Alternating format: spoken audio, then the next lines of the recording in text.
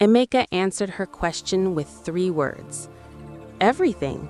I will. Not quickly, not smoothly.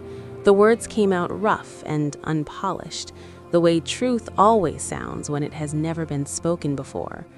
He lifted his face from his hands and looked at his wife, really looked at her, perhaps for the first time since the wedding, and said it again, clearer, like a man who had just located his own spine after years of living without it.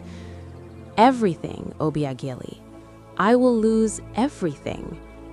It did not fix 3 years in a single afternoon. She told him that plainly.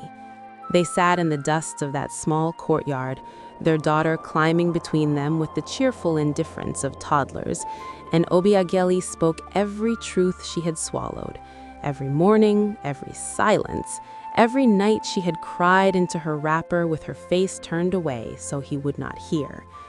He listened, not to respond, not to defend. He simply listened, and for a woman who had gone unheard for 3 years, being truly heard felt like the first rain after Harmattan. Strange on the skin at first, then overwhelming, then necessary. She wept again. He held her this time. Their daughter, confused by the crying, patted both their faces with her small, dusty hands, and somehow, impossibly, they laughed. The weeks that followed were not easy. They were honest, which is harder and better than easy.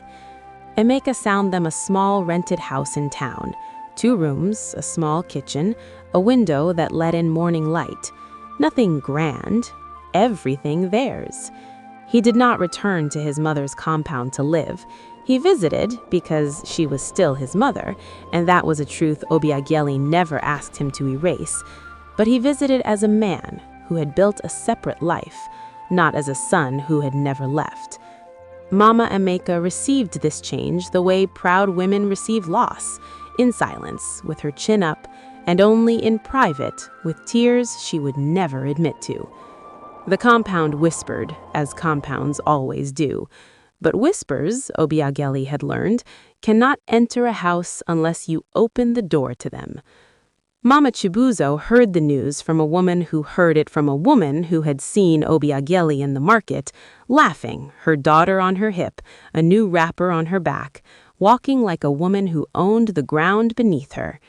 The old woman sat with that news for a long time. Then she reached under her sleeping mat and removed a small folded cloth she had kept for 30 years, the last thing Adana had owned before the compound swallowed her.